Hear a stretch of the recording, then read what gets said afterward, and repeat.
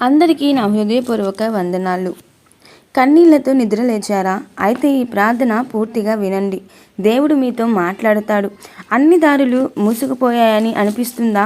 ఈ ఉదయం ఈ ప్రార్థన మీ జీవితాన్ని మార్చగలదు. ఈరోజు దేవుని చేతిలో పెట్టండి. మీ భయాలు ఆశీర్వాదాలుగా మారుతాయి.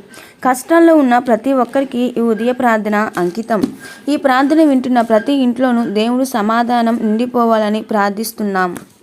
ప్రియమైన పరలోకపు తండ్రి, ఈ కొత్త ఉదయాన్ని నాకు ఇచ్చినందుకు నీ పవిత్ర నామమునకు వందనాలు తండ్రి. నా జీవితంలో ఎంత బాధ ఉన్నా, ఎంత కష్టం ఉన్నా నీవు నాతో ఉన్నాననే నమ్మకాన్ని ఈ ఉదయం నా హృదయంలో నింపుము ప్రభువా. యేసయ్య, కన్నీళ్లతో నిద్రపోయిన వాళ్ళకి ఈరోజు ఆనందాన్ని ఇవ్వుము. నిరాశలో ఉన్న వాళ్ళకి ఆశని ఇవ్వుము. అన్ని దారులు మూసుకుపోయాయని అనుకునే ప్రతి ఒక్కరికి కొత్త మార్గాన్ని చూపుము తండ్రి. ప్రభువా, నా ఇంట్లో ఉన్న సమస్యలను నీ చేతుల్లో పెడుతున్నాను. నా భయాలు, నా బాధలు, నా అప్పులు, నా అనారోగ్యాలు అన్నిటినీ నీ సన్నిధిలో ఉంచుతున్నానయ్యా.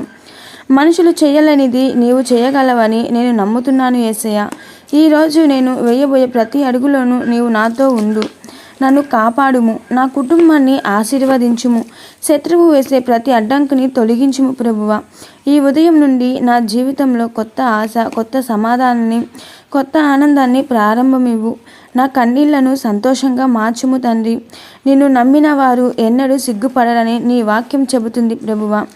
ఆ నమ్మకంతో ఈరోజు మొత్తాన్ని నీ చేతిలో అప్పగిస్తున్నాను. దేవుడు మీతో ఉన్నాడు. భయపడకండి. ఈరోజు మీకు ఆశీర్వాదకరమైన రోజు. ఈ ప్రార్థన మీ హృదయాన్ని తాకితే ఆమెనని కామెంట్ చేయండి.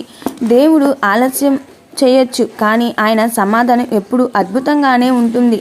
ఈ రోజు నుంచి మీ జీవితంలో కొత్త ఆశ మొదలవ్వాలని యేసునామంలో ప్రార్థిస్తున్నాము.